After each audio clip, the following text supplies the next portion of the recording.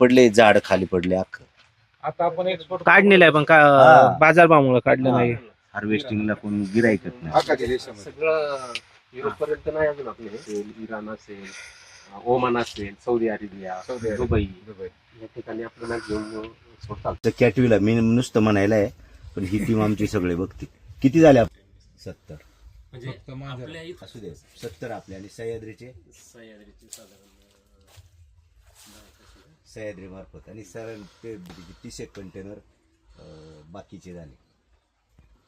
100 container झाले आपल्या तालुक्यातून. जास्त मामाचे वेगळे वाळून ह्या कंपनीची बरीच लागवड झाली या वर्षी. कापड चेंज करू नका. गप काही नको. वळतीला 35 एकर विलास तू का काही सजाय गेला काय? आपल्या भोसले साहेबाचं म्हणणं आहे 301 हेक्टर असं. तो शेतकरी आहे तू. नोव्हेंबर पर्यंत भरपूर लागवड होईल. चाल लवकर. हा सर. हा हा 900 हेक्टर पर्यंत आहे द्राक्ष आणि केळ.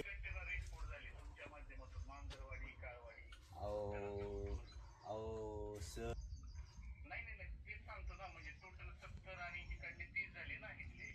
70 आणि किती 100 कंटेनर गेले तालुक्यात.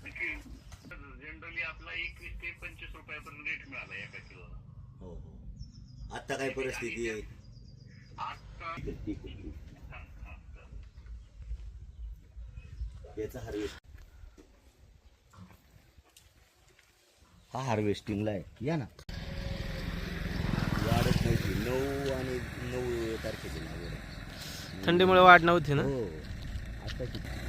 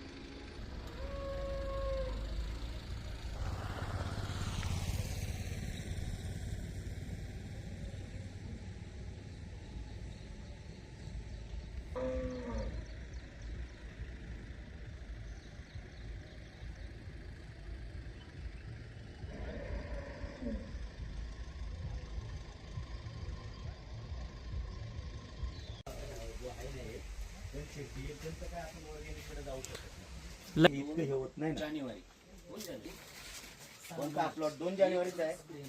नाही रे विलास. विलास याचं कल्टिवेशन 2 जानेवारी आहे का?